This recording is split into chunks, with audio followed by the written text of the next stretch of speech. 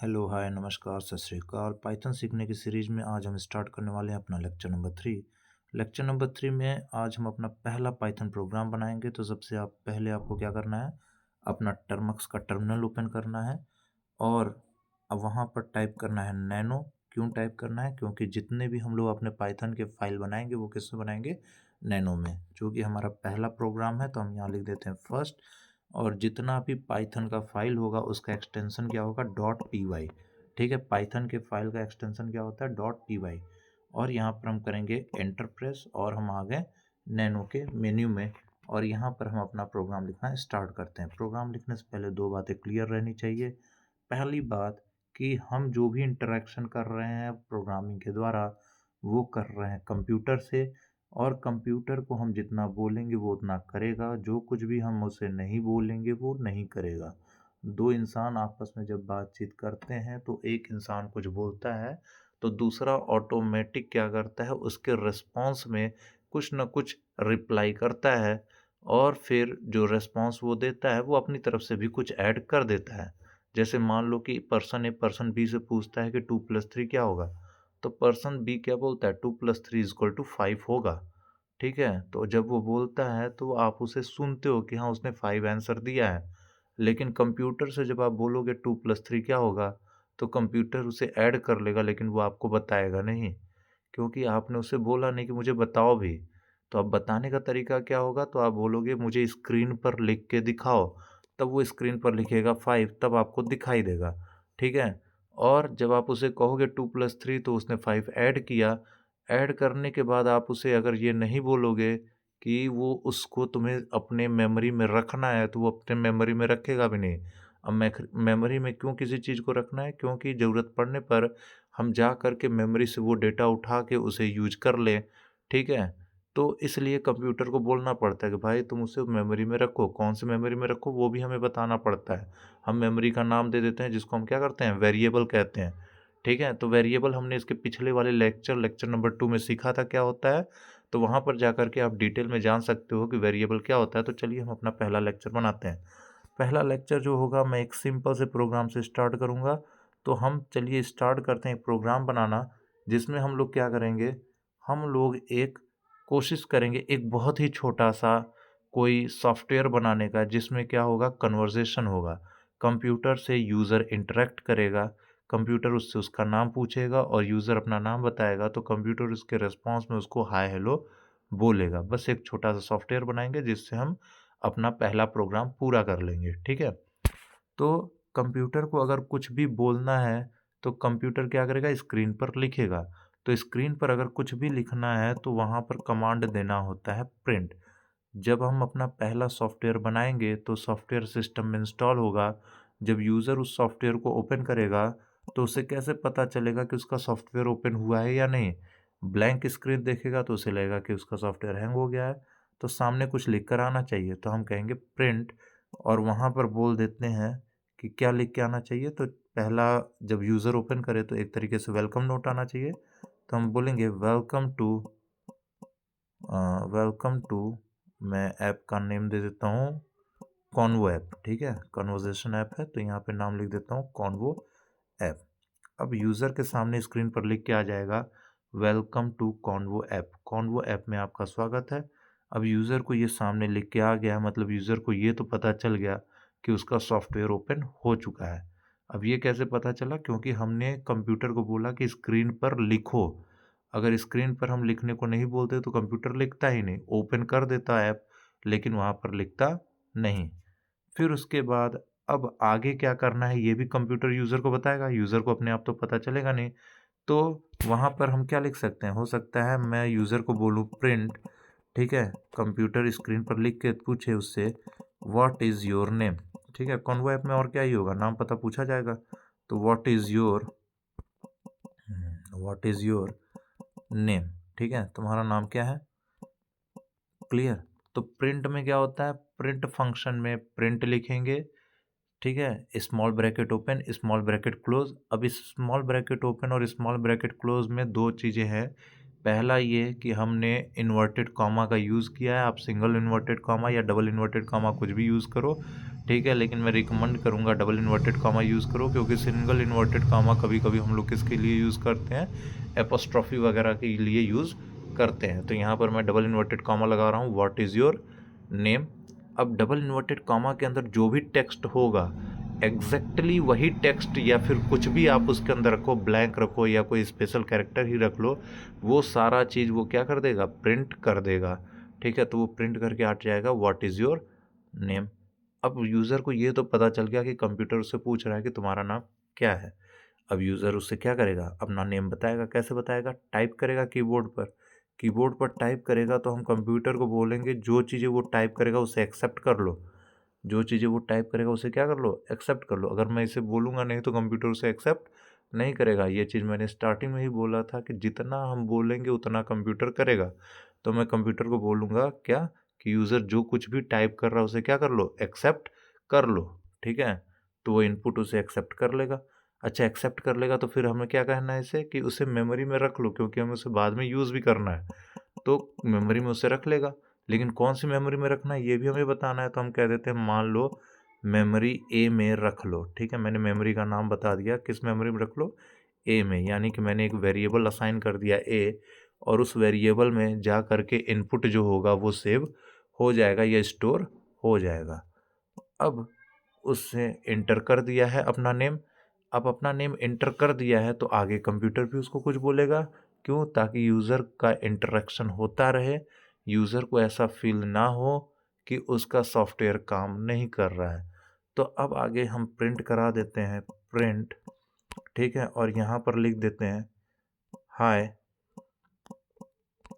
अच्छा, अब उसको तो नाम मिल गया है कंप्यूटर को, तो कंप्यूटर को नाम मिल गया है तो हम कंप्यूटर को बोल देते हैं कि उस नाम का यूज़ कर लो, और अब यूज़र को उस नाम से बुलाओ। तो वो यूज़र को क्या करेगा, यूज़र ने जो नाम दिया उस नाम से बुलाएगा।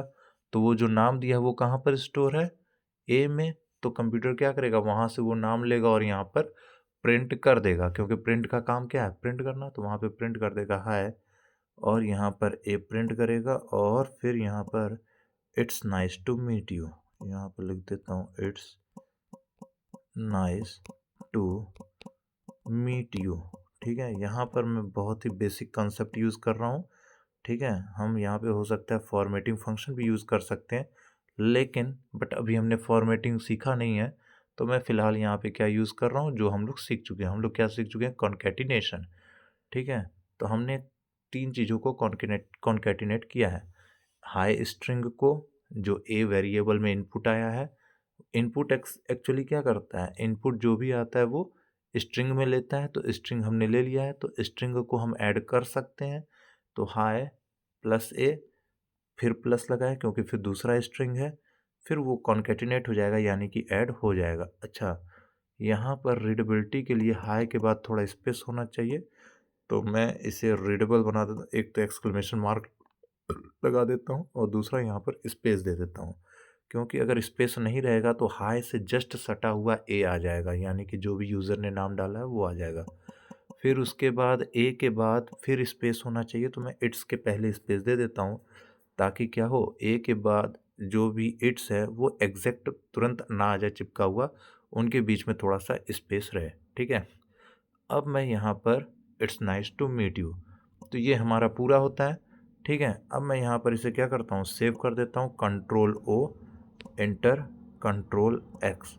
ठीक, अब मैं बाहर आ गया, हमारा प्रोग्राम बन गया है कि नहीं, देखते हैं एलएस, पहले चेक कर लें फाइल है कि नहीं, first dot P Y file है।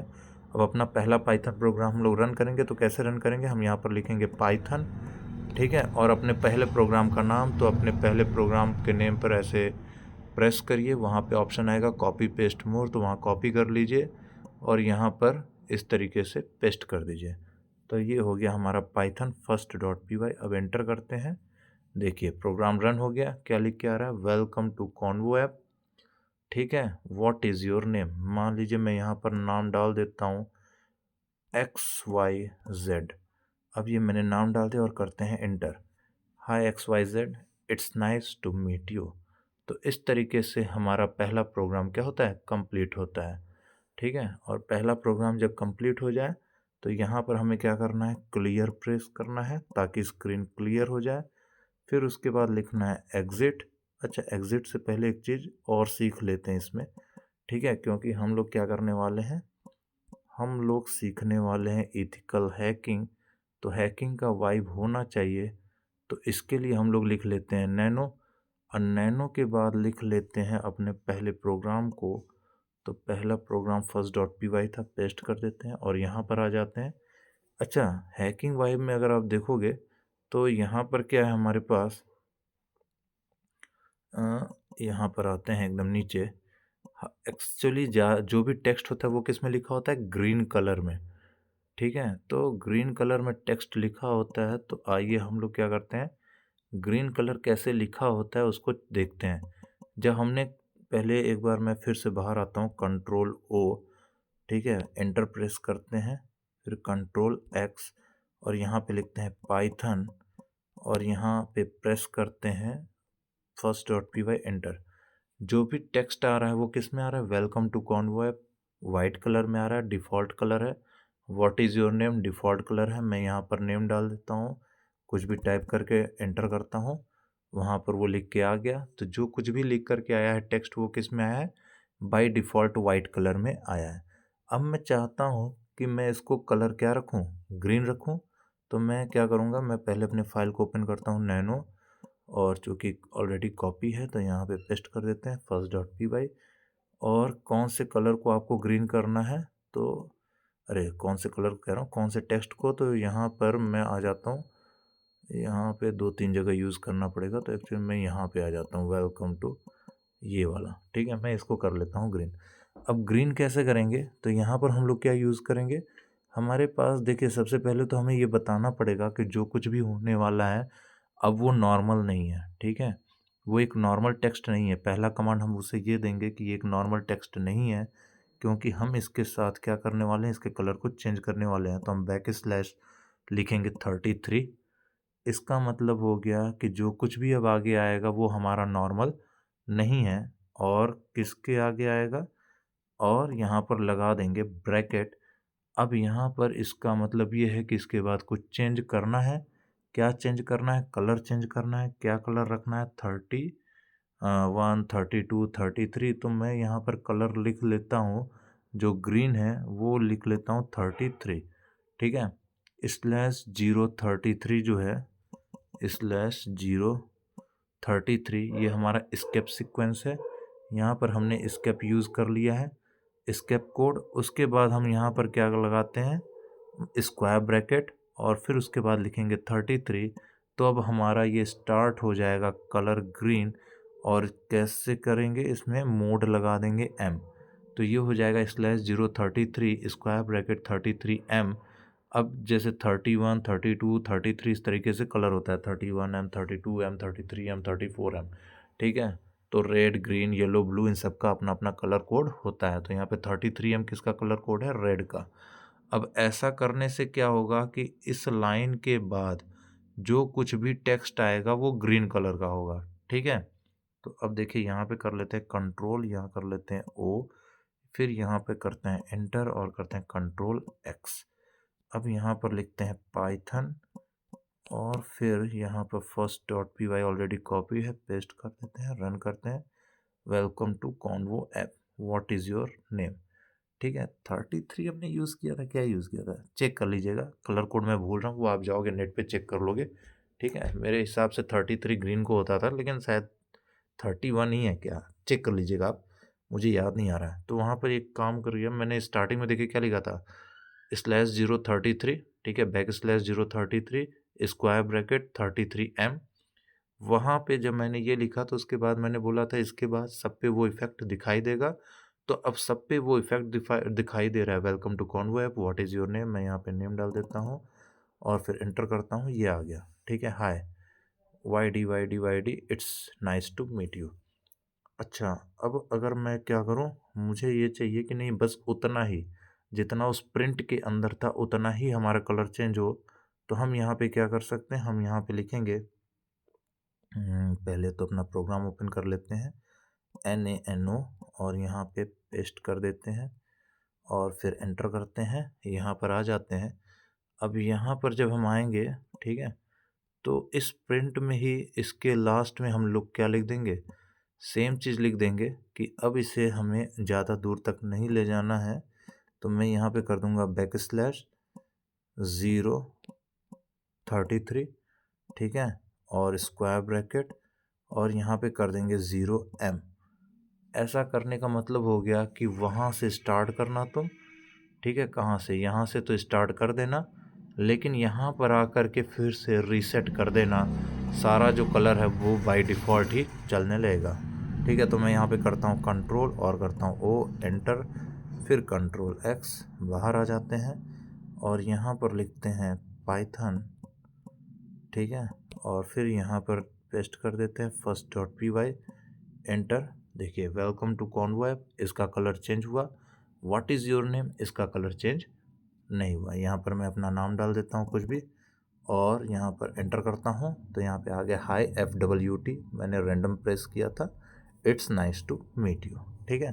तो होप, मैं आशा करता हूँ कि आपको ये कलर चेंज करना भी आ गया होगा, ठीक है। तो इसके बाद आपको क्या करना है, क्लियर करना है, एंटर प्रेस करना है, एग्ज़िट लिखना है, एंटर प्रेस करना है। अब आप बाहर आ जाओगे, फिर अपने स्क्रीन को नीचे खींचना है और यहाँ पर इसको प्रेस करके बाय